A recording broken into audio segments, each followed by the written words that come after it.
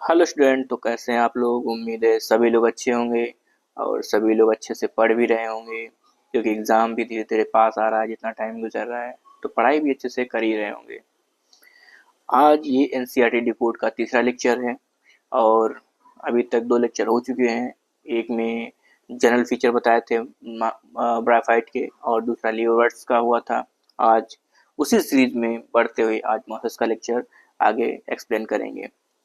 तो मैं सभी से एक चीज़ ये कहना चाहता हूँ कि आप इस सीरीज में बने रहिएगा और ये एग्ज़ाम तक ऐसे ही सीरीज चलती रहेगी। इससे क्या रहेगा, आपको फ़ायदा ये रहेगा कि कुछ ऐसे क्वेश्चन बनते हैं जो डिट्टो एनसीईआरटी से उठा के रख देते हैं लाइन बाय लाइन, वो आप आराम से कर ले जाएंगे। और स्टूडेंट क्या होता है, कुछ स्टूडेंट ऐसे होते हैं जो उनकी थोड़ा एनसीईआरटी कमज़ोर रहती है, तो वो क्या है कि यहाँ से अपनी एनसीईआरटी क्लियर कर सकते हैं। और सबसे अच्छा तरीका ये है कि आप जब ये वीडियो आप देख रहे हों तो अपनी एनसीईआरटी खोल के बैठें, तब आप ये वीडियो देखें और लाइन बाय लाइन जैसे जैसे मैं एक्सप्लेन करूँगा हर एक लाइन को, वैसे वैसे आप भी अपनी एनसीईआरटी पे निगाह बनाए रखना कि कौन सा जो भी लाइन है एनसीईआरटी की उसका क्या एक्सप्लेनेशन है, जिससे आपकी पकड़ मजबूत हो जाएगी। और एक काम आप ये किया करिए कि जहाँ पर आपको समझ में नहीं आ रहा है उसको लाइन को उसमें थोड़ा जगह रहती है, वहाँ पर आप साइड में उसको लिख लिया करिए कि मतलब यहाँ पर ये चीज़ बताई गई है। तो उससे क्या होगा, जब नेक्स्ट टाइम आप रिवाइज करेंगे तो आपके लिए बहुत अच्छा रहेगा। और ये वैसे भी ये वीडियो रिवीजन के लिए बहुत बेहतरीन है। ठीक है, तो सबसे पहले शुरू करने से पहले एक क्वेश्चन रहेगा जिसका आप सभी को आंसर देना रहेगा। ठीक है, फिर शुरू करते हैं। तो क्वेश्चन ये है कि किस में यूनिसेलुलर राइजाइट पाए जाते हैं, लियरवर्ड्स में पाए जाते हैं या मॉसेस में पाए जाते हैं या फिर दोनों में पाए जाते हैं। एक बार और इसे रिपीट करते हैं, क्वेश्चन को ध्यान से सुनना। ठीक है, किस में यूनिसेलुलर राइजाइट पाए जाते हैं, लियरवर्ड्स, मॉसेस या दोनों में। ठीक है, आपको इसका आंसर करना है। ठीक, चलिए आप शुरू करते हैं मॉसेस। तो मॉसेस की बात करें तो इसमें फर्स्ट लाइन ये है, the predominant stage of life cycle of mosses is the gametophyte. ठीक है, तो पहली लाइन में ये इसमें लिखा है कि जो प्रीडोमिनेंट स्टेज है इसकी वो क्या है, गैमेटोफाइट है। ठीक है, गैमेटोफाइट है, तो प्रीडोमिनेंट स्टेज क्या देखिए, gametophyte, and which consist of two stages. First stage is the protonema stage. ठीक है, अब मैंने क्लास में भी ये बताया था कि जो गेमेटोफाइट होता है, इसे जो गेमेटोफाइटिक स्टेज होती है वो दो स्टेजेस से मिलकर बनी होती है। एक तो प्रोटोनिमा स्टेज होती है और दूसरी लीफ स्टेज होती है। ठीक है, तो गेमेटोफाइटिक स्टेज जो होती है वो प्रीडोमिनेंट मतलब इसकी मेन स्टेज होती है। अब आपको एक चीज़ और बताता हूँ मैं, मेन स्टेज उसको बोलते हैं जो लाइफ साइकिल में लंबे समय तक रहती है। जैसे अगर स्पोरोफाइट लंबे समय तक रहेगी तो वो मेन प्लांट वर्ड वो मेन स्टेज हो जाएगी। अगर गेमेटोफाइट लंबे समय तक रहेगी तो वो मेन स्टेज हो जाएगी। लेकिन इसमें होता क्या है कि मॉसेस में क्या होता है, गेमेटोफाइट लंबे समय तक रहती है और स्पोरोफाइट क्या होती है, इस पर डोमिनेट, इस पर क्या होती, इस पर वो इससे न्यूट्रिशन लेती है, वो इस पर डिपेंडेंट रहती है। जो स्पोरोफाइट होती है वो गेमेटोफाइट के ऊपर डिपेंडेंट रहती है, तो वो क्या होती है, वो कुछ ही समय के लिए बनती है स्पोरोफाइट। ठीक है, लेकिन गेमेटोफाइट लंबे समय तक रहती है, ये फोटोसिंथेसिस करेगी और यही फूड वगैरह न्यूट्रिशन देती है किसको, स्पोरोफाइट को। ठीक है, इसलिए क्या होता है कि ये डोमिनेंट स्टेज होती है। तो अब क्या है कि अभी दो स्टेज से मिलकर बनी होती है। फर्स्ट स्टेज होती है प्रोटोनिमा स्टेज होती है। ठीक है, तो प्रीडोमिनेंट स्टेज लाइफ साइकिल कौन सी, गेमेटोफाइट होती है, which consist of two stages, दो स्टेज से मिलकर बनी होती है। तो इसकी फर्स्ट स्टेज जो रहती है वो रहती है protonema stage, which develop from directly कहाँ से डेवलप होती है, स्पोर से डेवलप होती है। ठीक है, तो इसमें रहता क्या है कि जैसे पहले गेमेटोफाइट होता है। अगर हम आपको लाइफ साइकिल बताएं तो पहले गेमेटोफाइट होता है। जो गेमेटोफाइट का डोमिनेंट स्टेज है, तो वहीं से आपको बताना शुरू करते हैं। ठीक है, ये हैप्लॉइड होता है। अब इस पर क्या होता है कि सेक्स ऑर्गन होते हैं, एंथ्रीडियम एंड आर्किगोनियम। ठीक है, अब एंथ्रीडियम जो होता है, यहाँ से एंथ्रोजाइट रिलीज होता है वाटर में, जो कि जाएगा आर्किगोनियम के पास में, और आर्किगोनियम की एक सेल से क्या होता है, फर्टिलाइज कर जाएगा और जाइगोट बन जाएगा। अब जो जाइगोट होता है वो होता है डिप्लॉयड। जाइगोट कैसा होगा, डिप्लॉयड होगा। अब जाइगोट जो होता है वो एम्ब्रियो में डेवलप हो जाता है, और एम्ब्रियो क्या करता है, एम्ब्रियो क्या बनाता है, स्पोरोफाइट बनाता है। और स्पोरोफाइट जो होता है वो कैप्सूल, फुट, सीटा में डिफरेंशिएट हो जाता है। ठीक है, अब जो कैप्सूल होता है उसमें क्या होती है, स्पोर मदर सेल होती है। स्पोर मदर सेल में मियोसिस हो जाएगी, फिर बन जाएगा स्पोर। ठीक है, स्पोर मदर सेल में मियोसिस हो जाएगी, फिर बन जाएगा स्पोर। और स्पोर जो होता है, तो जब स्पोर बन जाता है तो स्पोर क्या करता है, स्पोर जो है वो स्पोर क्या करेगा, बना लेगा प्राइमरी प्रोटोनिमा। स्पोर बना लेगा प्राइमरी प्रोटोनिमा। अब प्राइमरी प्रोटोनिमा आपको दिखाते हैं कि मतलब कुछ ऐसे बन जाएगी। आप ऐसे, ये रही आपकी ऐसे प्राइमरी प्रोटोनिमा। ठीक है, अब जो प्राइमरी प्रोटोनिमा है, उसके बाद में प्राइमरी प्रोटोनिमा के बाद फिर ये डेवलप हो जाएगी सेकेंडरी प्रोटोनिमा में। स्पोर से, स्पोर जो होते हैं वो क्या बनाएंगे, प्राइमरी प्रोटोनिमा। और प्राइमरी प्रोटोनिमा से ये किस में डेवलप हो जाएगी, सेकेंडरी प्रोटोनिमा में। और सेकेंडरी प्रोटोनिमा कुछ आप ऐसे बना दो। ठीक है, ब्रांच्ड होती है ना, ये ऐसे बना दो। अब जो सेकेंडरी प्रोटोनिमा है, एक चीज आप याद रखिएगा कि जो सेकेंडरी प्रोटोनिमा है, इस पर क्या है, इस पर बड पाई जाती है कुछ ऐसे। ठीक है, ये सेकेंडरी प्रोटोनिमा के ऊपर कुछ बड पाई जाती हैं, और यही जो बड होती हैं ये क्या बना लेगी, लीफी स्टेज बनाती हैं। ठीक है, यही जो बड होती हैं वो लीफी स्टेज बना लेती हैं। चलो देखो आगे की लाइन देखो कि जो प्रोटोनिमा स्टेज होती है which develop from, directly develop from spore. अभी बताया ना आपको कि जो स्पोर होते हैं ऐसे, वो क्या बनाते हैं, प्राइमरी प्रोटोनिमा बनाते हैं। स्पोर के बाद में प्राइमरी प्रोटोनिमा बन जाती है। स्पोर कहाँ से डेवलप हुए थे, कैप्सूल से डेवलप हुए थे, स्पोरोफाइट से डेवलप हुए थे, ये हैप्लॉइड थे। अब जब स्पोर हैप्लॉइड है तो प्राइमरी प्रोटोनिमा जो वो क्या होगी, वो भी हैप्लॉइड रहेगी, वो भी फिर हैप्लॉइड रहेगी। जब स्पोर से डायरेक्टली डेवलप हो रही है तो ये भी क्या रहेगी, हैप्लॉइड रहेगी ये, क्योंकि स्पोर से डायरेक्टली डेवलप हो रही है ये। इसलिए ये कैसी होती है, क्रीपिंग होती है, ग्रीन होती है, क्रीपिंग होती है, ग्रीन होती है। ठीक, क्रीपिंग ग्रीन होती है, ब्रांच्ड होती है, देख लो ब्रांच यहाँ पर दिखाया है। और फिलामेंटस स्टेज होती है। और यही फिर जो प्राइमरी प्रोटोनिमा होती है ये डेवलप हो जाएगी सेकेंडरी प्रोटोनिमा में। ठीक है, उसके बाद में सेकेंडरी प्रोटोनिमा डेवलप हो जाती है। जब सेकेंडरी प्रोटोनिमा बनाएगी तो कुछ आपको देखने को मिलेगा, जो सेकेंडरी प्रोटोनिमा है इसके ऊपर बड बन जाती है। चलो बड बना देते हैं भाई, ऐसे इसके ऊपर ऐसे बड बन जाएंगी ये ऐसे, यही। अब ये सेकेंडरी प्रोटोनिमा कहेंगे इसको हम। और जो सेकेंडरी प्रोटोनिमा है, अब ये क्या बना लेगी, अब ये ऐसे लीफी स्टेज बनाएगी अब ये। ठीक है, अब ये लीफी स्टेज बना लेगी, तो इस पर बन जाएंगी लीफ ऐसे, इस पर लीफ बन जाती हैं ऐसे, ये लीफी स्टेज बन गई। ठीक, सेकेंडरी प्रोटोनिमा से लीफी स्टेज बनती है। ठीक है, तो अब यहाँ पर देखो कि the second stage leafy stage, prime जो फर्स्ट स्टेज होती है गेमेटोफाइट की, प्रोटोनिमा स्टेज होती है। और फिर प्रोटोनिमा, और दूसरी स्टेज कौन सी होती है, लीफी स्टेज है। प्रोटोनिमा भी दो तरह की बनती है, एक प्राइमरी प्रोटोनिमा, एक सेकेंडरी प्रोटोनिमा। सेकेंडरी प्रोटोनिमा के ऊपर बड पाई जाती हैं, और यही जो बड होती हैं ये क्या बनाएंगे, लीफी स्टेज बनाएंगे। देखो सेकेंड स्टेज जो होती है, लीफी स्टेज होती है which develop from secondary protonema as a lateral bud है कि है लिटिल बर्ड, मतलब लिटिल बर्ड जो होती है तो उससे क्या बनती है, सेकेंडरी प्रोटोनिमा की जो लिटिल बर्ड होती है उससे डेवलप होती है leafy stage. They consist of upright slender axes bearing spirally arrange leaf.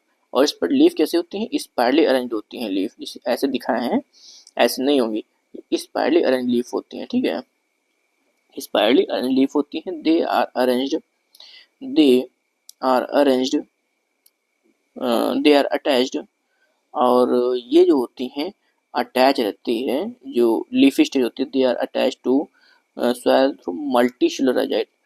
ठीक है, मल्टी सेलुलर राइजाइट। अब देखो क्या है कि जो लीवर बर्ड जब पढ़ा रहे थे आपको, तो वहां पर जो राइजाइट थे वो यूनिसेलुलर राइजाइट थे, और लेकिन जो मॉसेस होते हैं यहाँ पर बहुत इंपॉर्टेंट है, ध्यान रखना, यहाँ पर क्या होते हैं, मल्टी सेलुलर राइजाइट पाए जाते हैं। ठीक है, यहाँ पर कैसे पाए जाएंगे, मल्टी सेलुलर राइजाइट पाए जाते हैं। तो चलो राइजाइट बना दो, ऐसे कुछ है राइजाइट बना दो, ब्रांच होते हैं इस तरीके से, मल्टी सेलुलर राइजाइट पाए जाते हैं यहाँ पर। ठीक है, मल्टी सेलुलर राइजाइट पाए जाते हैं। This stage bear sex organ, बहुत इंपॉर्टेंट लाइन है, बहुत इंपॉर्टेंट लाइन है। तो ये जो लीफी स्टेज होती है, ये स्टेज क्या करती है, इसी स्टेज पर ही सेक्स ऑर्गन पाए, this stage bear sex organ, इसी स्टेज पर ही सेक्स ऑर्गन पाए जाते हैं। ठीक है, ये जो लीफी स्टेज होती है, इसी स्टेज पर ही सेक्स ऑर्गन पाए जाते हैं। तो अब आपको इतनी एक पैराग्राफ हो गया है, अब इसके बारे में थोड़ा डिटेल में आपको बताते हैं। प्रीडोमिनेंट स्टेज क्या है, गैमेटोफाइट है। ठीक है, समझ में आ गया क्यों गैमेटोफाइट प्रीडोमिनेंट स्टेज है, क्यों डोमिनेंट है वो, क्योंकि वो लंबे समय तक लाइफ साइकिल में रहती है। ठीक है, which consist of two stages, दो स्टेज से मिलकर बनी होती है। फर्स्ट स्टेज क्या है, प्रोटोनिमा स्टेज होती है, प्रोटोनिमा भी प्राइमरी प्रोटोनिमा बनती है और सेकेंडरी प्रोटोनिमा बनती है। तो इसमें क्वेश्चन ये बनता है, ठीक है, कि प्रोटोनिमा जो होती है वो डायरेक्टली किससे बनेगी। ठीक है, तो ये जो first stage is protonema stage which develop directly from spore, ये डायरेक्टली स्पोर से बनती है, मतलब स्पोर जो होते जर्मिनेट हो जाते हैं और वो क्या बनाते हैं, प्रोटोनिमा बनाते हैं, प्राइमरी प्रोटोनिमा बनाते हैं। ठीक है, it is creeping green branched होती है एंड फ्रिक्वेंटली फिलामेंटस स्टेज होती है। ठीक है, अब क्या होता है कि जब प्राइमरी प्रोटोनिमा बन गई, अब उसके ऊपर कुछ बड डेवलप हो जाती हैं, बड डेवलप हो जाएंगी, और वही जो बड होती हैं वो लीफी स्टेज बना लेती हैं। ठीक है, तो लीफी स्टेज कौन सी है, सेकेंड स्टेज होती है। The second stage is leafy stage which develop from secondary protonema as a little bud. ठीक है, तो लिटल बर्ड से क्या होता है, लेटरल बर्ड से डेवलप होती है लीफी स्टेज। ध्यान देना, लेटरल बर्ड से, सेकेंडरी प्रोटोनिमा की जो लेटरल बर्ड होती है उससे लीफी स्टेज डेवलप होती है। ध्यान देना, एकदम हमारी हर एक बात पर ध्यान दिए रहना। ठीक है, तो they consist of upright cylinder axis spirally arrange leaves. ठीक है, they are attach to soil. अब यहाँ पर एक क्वेश्चन और है, they are attach to soil through multi cellular rhizoid, multi cellular rhizoid.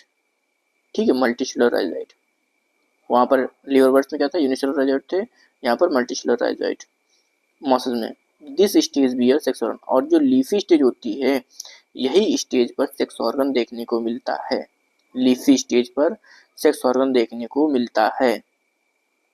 ठीक है, इतना क्लियर हो गया। चलो अब आगे का पैराग्राफ पर आते हैं। तो आगे के पैराग्राफ में vegetative reproduction in mosses is by fragmentation.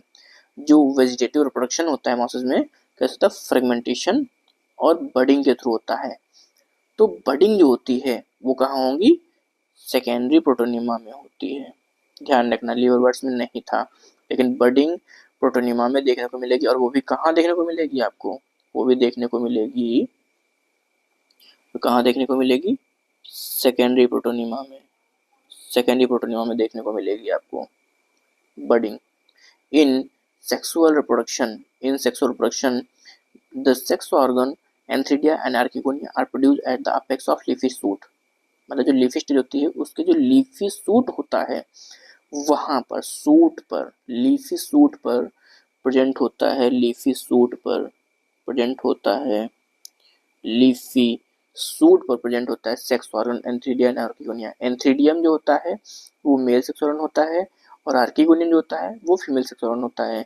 एंथ्रिडियम क्या करता है, वो एंथ्रोजॉइड बनाता है, और आर्किगोनियम में क्या होता है, एग सेल प्रोड्यूस होती है। यही एंथ्रोजॉइड एग सेल से फर्टिलाइज कर जाता है। ठीक है, तो यही एंथ्रोजॉइड वाटर के थ्रू जाएगा और एग सेल से फर्टिलाइज कर जाएगा। फिर फर्टिलाइजेशन के बाद में क्या बनाता है, after fertilization the zygote develop into sporophyte. Fertilization के बाद में क्या होता है, जाइगोट डेवलप होता है, और किस में डेवलप हो जाएगा जाइगोट, जाइगोट बनेगा, जाइगोट डिप्लॉयड रहता है, और फिर वो डेवलप हो जाएगा स्पोरोफाइट में। तो स्पोरोफाइट क्या हो जाएगा, वो भी डिप्लॉयड हो जाएगा, स्पोरोफाइट भी डिप्लॉयड बन जाएगा। ठीक है, स्पोरोफाइट भी डिप्लॉयड बन जाएगा। तो स्पोराइड डिप्लॉइड बन गया, जाइगोट डिप्लॉइड था, उससे क्या डेवलप हो गया स्पोरोफाइट, तो स्पोरोफाइट भी डिप्लॉइड बन जाएगा। कंसिस्टिंग ऑफ अ फुट सीटा एंड कैप्सूल। अब जो स्पोरोफाइट होता है वो 3 पार्ट में होता है स्पोरोफाइट, एक तो कैप्सूल होगा और दूसरा फुट होगा और तीसरा सीटा होगा, ठीक है। तो एक तो क्या होगा, चलो आपको बताते हैं, देखो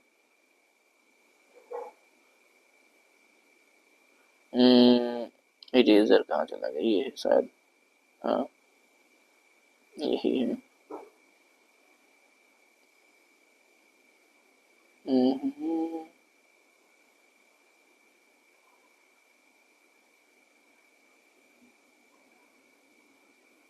यही इरेजर है। तो जैसे कि आपको बताते हैं,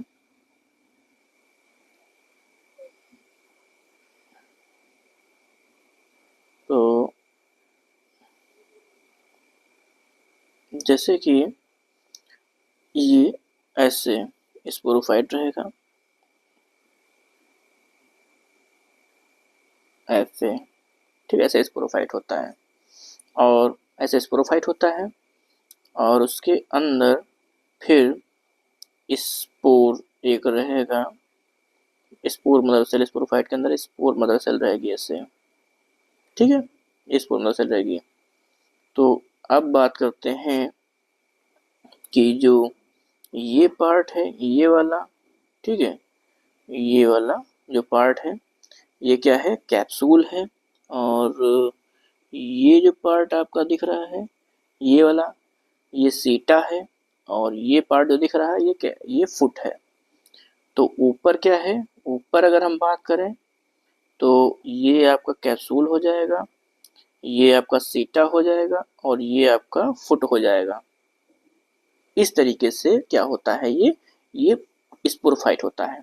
तो जो कैप्सूल रीजन होता है, कैप्सूल रीजन, इसमें स्पोर मदर सेल होती है, इसी में म्यूसिस होती है स्पोर मदर सेल में, जो ये स्पोर मदर सेल दिखाया है ना, इसमें म्यूसिस हो जाएगी तो स्पोर बन जाते हैं, ठीक है। चलो आगे देखते हैं। कंसिस्टिंग ऑफ ए फुट सीटा एंड कैप्सूल। तो जो स्पोरोफाइट अब रहेगा, इसमें जो स्पोरोफाइट रहेगा, तो स्पोरोफाइट क्या करेगा, वो स्पोरोफाइट जो रहेगा, sporophyte in mosses is more elaborate than that of liverwort. अब इसमें जो स्पोरोफाइट होते हैं वो ज़्यादा इलाबोरेट होता है, उससे ज़्यादा डेवलप होता है, ये चीज़ ध्यान रखो, ज़्यादा डेवलप रहेगा, किससे डेवलप ज़्यादा रहेगा, लीवर से ज़्यादा डेवलप रहेगा। अब वैसे भी देखो क्या हुआ, एलगी से ज़्यादा इवॉल्व थे कौन, मॉसेस थे, तो मॉसेस से ज़्यादा इवॉल्व कौन होंगे, टेरिडोफाइट आगे होंगे। तो इसलिए क्या होता है, लीवरबर्ड से ज़्यादा इवॉल्व कौन होंगे, मॉसेस होंगे। और आगे अगर जब टेरिडोफाइट पढ़ेंगे तो उसमें क्या होगा, टेरिडोफाइट में जब टेरिडोफाइट पढ़ेंगे तो वहाँ पर क्या होगा कि स्पोरोफाइट डोमिनेंट स्टेज होती है, क्योंकि ये धीरे धीरे गेमेटोफाइट रिड्यूस होता चला जाता है। अब जब गेमेटोफाइट रिड्यूस होता चला जाएगा, जब गेमेटोफाइट, तो इसलिए क्या होता है, स्पोरोफाइट डोमिनेंट होता चला जाएगा। तो लीवर बर्ड जो थे वो क्या थे, प्रिमिटिव थे, ब्रायोफाइट, और मॉसेस क्या थे, थोड़ा एडवांस टाइप के थे। तो उसमें इसीलिए स्पोरोफाइट इसका जो है मोर इलाबोरेट था, किसकी अपेक्षा, लीवर बर्ड्स की अपेक्षा। The capsule contain spore. Capsule में क्या होगा, कैप्सूल में स्पोर मदर सेल होगी, उससे म्यूसिस हो जाएगी, तो वहाँ पर क्या बन जाएंगे, स्पोर बन जाएंगे। अब स्पोर फॉर्म्ड आफ्टर म्यूसिस इन म्यूसिस, म्यूसिस के बाद में स्पोर बन जाते हैं, ठीक है। म्यूसिस के बाद में क्या बन जाएंगे, स्पोर बन जाएंगे। The mosses have an elaborate mechanism of spore dispersal. Mosses में जो होता है स्पोर डिस्पर्सल की इलाबोरेट मैकेनिज्म होती है, मतलब उससे ज़्यादा कॉम्प्लेक्स होती है। कॉमन एग्जांपल क्या है, फ्यूनेरिया है, और इसमें क्या है कि ज़्यादा उसके पीछे ज़्यादा कॉम्प्लेक्स मैकेनिज्म पाई जाती है। अब वो आपको समझने की ज़रूरत नहीं है यहाँ पर, क्योंकि एग्ज़ाम में नहीं आने वाली है वो, इसकी स्पोर डिस्पर्सल मैकेनिज्म एग्जाम में नहीं आने वाली है। तो आप इतना याद रखिए कि इसकी जो स्पोर डिस्पर्सल मैकेनिज्म होती है मॉसेस की, वो ज़्यादा कॉम्प्लेक्स होती है, किसकी अपेक्षा, लीवरवर्ड्स की अपेक्षा, और इसमें स्पोरोफाइट भी जो है मोर इलाबोरेट होता है देन लीवरवर्ड्स की अपेक्षा, ठीक है। The mosses have an example, the mosses have an elaborate mechanism of spore dispersal. Common example क्या इसके रहेंगे मॉसेस के, फ्यूनेरिया है, पॉलीट्राइकम है, और पॉलीट्राइकम आ गया, स्फेग्नम आ गया, ये इतना आप याद रखिएगा, ठीक है। तो हमारी समझ से यहाँ पर कंप्लीट होता है। ठीक है, तो इतना एग्जाम्पल आप इसके याद रखिएगा। एग्जाम्पल कौन कौन से? फिनेरिया हो गया, पॉलीटेकम हो गया, स्फिंगनम हो गया।